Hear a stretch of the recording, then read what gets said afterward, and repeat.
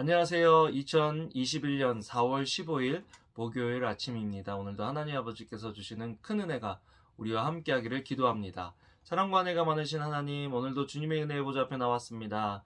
주님께서 주시는 말씀으로 힘을 얻고 소망이 생기는 귀한 하루 되게 하여 주시옵소서. 예수님 이름으로 기도합니다. 아멘. 여러분 잘 지내셨나요? 오늘은 출애굽기 5장 1절에서 14절 말씀을 함께 묵상해 보기를 원합니다. 하나님을 아는가라는 그런 질문으로 저는 시작을 하게 되었습니다. 특별히 모세와 아론이 바로에게 가서 말합니다. 이스라엘의 하나님 여호와께서 내 백성을 보내 그들이 광야에서 나를 위해 절기를 지킬 수 있게 하여라 라고 말씀하셨습니다. 라는 말을 듣고 바로 왕이 이렇게 이야기를 합니다. 여호와가 누구이기에 내가 그의 말을 듣고 이스라엘을 보내야 한단 말이냐? 이게 지금 바로의 질문입니다. 여호와가 누구냐? 나는 그를 알지 못한다. 어디서 쓸데없는 이야기를 하느냐라고 지금 아, 바로가 황당해서 그런 이야기를 하는 것이거든요. 여러분, 우리가 삶을 살아갈 때 보면 세상적인 관점에서 지금 굉장한 말도 안 되는 일이 일어난 게 뭐냐면, 당시에 바로는 세계 최강대국의 왕이었습니다. 그 왕은 신으로 추대를 받았거든요. 거의 뭐 안 되는 게 없잖아요. 그러니까 인간은 얼마나 교만한지요. 자기의 한계를 모르고 조금 잘 되고 형통하면 자기가 신인 줄 알아요. 자기가 하고 싶은 대로 자기가 원하는 대로 할 수 있다. 또 세상에서 성공이라는 것은 네가 하고 싶은 대로 할 수 있는 것이 성공이다라고 가르치기 때문에 자꾸 그런 방향으로 나아가는 거죠. 그런데 그 성공의 한 축이었던 자기들의 노예를 많이 가지면 가질수록 그것이 그 개인의 힘의 상징이 되었잖아요. 그러니까 바로 왕의 상징 중에 힘의 상징 중에 하나는 수많은 노예를 거느리고 수많은 나라들을 정복하는 것이 그 왕의 힘의 상징이었는데, 그 힘의 상징이었던 노예들이 찾아와서 우리들의 하나님이 나타나셨는데, 지금 바로가 그 이집트 안에서의 가장 높은 신인데 그 바로를 인정하지 않고 자기 민족의 하나님, 노예의 하나님이 뭐 그렇게 대단해? 나는 그 사람에 대해서, 그 존재에 대해서 들어본 적이 없어.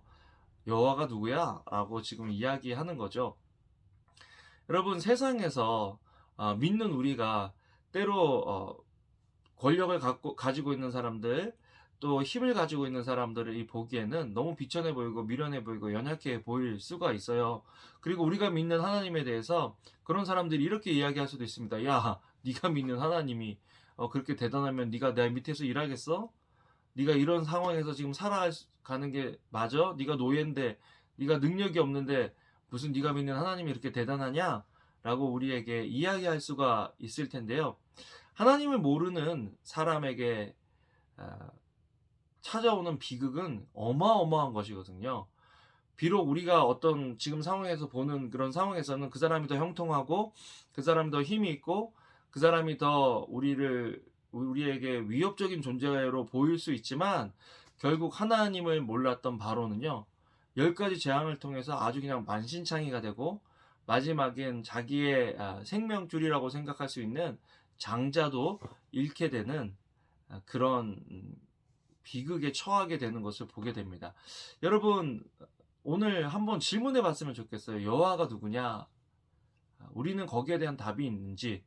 여호와는 살아계신 하나님이다. 물론 지금 이스라엘 백성도요, 고난을 통해서 하나님의 능력을 경험하게 됩니다. 예수님을 믿는다고, 하나님을 믿는다고 고난이 없는 것은 아니에요. 그런데 하나님을 믿지 않는 자에게 고난은 그들이 멸망하게 되는 방편이 되고, 하나님을 믿는 자에게 있어서의 고난은 하나님을 더욱 경험하여 하나님을 더 믿게 되는 그런 장치가 된다라는 것입니다. 사실 오늘 말씀에 보면 이 대화 후에 바로가 이스라엘 백성들을 더 힘들게 만드는 것을 보게 되거든요. 이렇게 이야기합니다. 너희는 백성에게 벽돌 굽는 데 필요한 집을 더 이상 공급하지 말고 그들 스스로 가서 집을 모아오게 하라. 이스라엘의 건축의 어떤 기술들이 굉장히 발전했었는데요. 벽돌이 많이 필요하잖아요. 노예들의 일 중에 하나가 벽돌을 만드는 일이었는데, 일이 중하다 보니까 벽돌에 집을 넣어야 벽돌이 더 단단해지기 때문에 벽돌에 집을 넣을 수 있도록 집을 공급해 줬었는데, 그 짚을 공급해주지 않는 거예요. 그러니까 이스라엘 백성은 힘들게 노역을 하고 노역이 끝난 다음에 쉬어야 되는, 조금이라도 쉬어야 되는 그 시간에 이제 짚을 구하러 돌아다녀야 하기 때문에 쉼이 더 없어진 거예요. 더 삶이 고달파진 거죠. 여러분, 하나님을 믿고 하나님을 섬기고 하나님을 예배하는 그 일을 위해서는 우리의 삶이 더 고달파질 수도 있다라는 것. 이 세상에서는요, 우리의 삶이 더 고달파질 수 있다라는 것을 우리는 알아야 됩니다. 지금 이제 팬데믹 기간이 끝나고 우리가 예배에 대해서 조금 소홀한 마음은 없는지 한번 알아봐야 되는데요. 왜냐하면 지금 이스라엘 백성도 하나님을 예배하기 위해서 헌신을 했는데, 결단을 했는데, 사실 그 마음의 동기는 우리가 노예로 사는 것보다 하나님을 섬기며 편하게 사는 게 더 낫지 않겠냐 하는 그런 마음이 있었을 거예요. 그런데 갑자기 삶이 더 빡빡해지고 어려워지는 거죠. 내일 본문에 가면 그래서 모세와 아론을 찾아와서 그들을 원망하는 것들을 보게 되는데요. 여러분, 하나님을 예배하고 하나님을 섬기는 이 일은 세상이 싫어하는 일이기 때문에 우리에게 어루고 달래고 유혹하고 핍박하는 것들을 같이 할 수 있다는 거예요. 그런 상황에서 우리는 무엇을 선택할 것이냐, 하나님을 예배하기로 선택할 것이냐, 하나님을 아는 사람은 예배하기로 선택한다라는 것입니다. 여러분, 정말 하나님을 예배하는 이 일이 우리에게 어떤 옵션이 아니라 정말 우리의 삶을 걸어야 하는, 우리의 생명을 걸어야 하는 그런 일이라는 것들을 기억하고 오늘 하루도 하나님을 예배하는 예배자로 살아가는 귀한 하루 되기를 주님의 이름으로 축복합니다. 감사합니다. 같이 기도하시겠습니다. 사랑과 은혜가 많으신 하나님, 하나님을 예배하는 일에 앞장서고 하나님을 예배하는 일에 헌신하는 저희들 되게 하여 주시옵소서. 여호와 하나님을 알고 그 하나님을 예배하는 저희들 되게 하여 주시옵소서. 감사를 드립니다. 예수님 이름으로 기도합니다.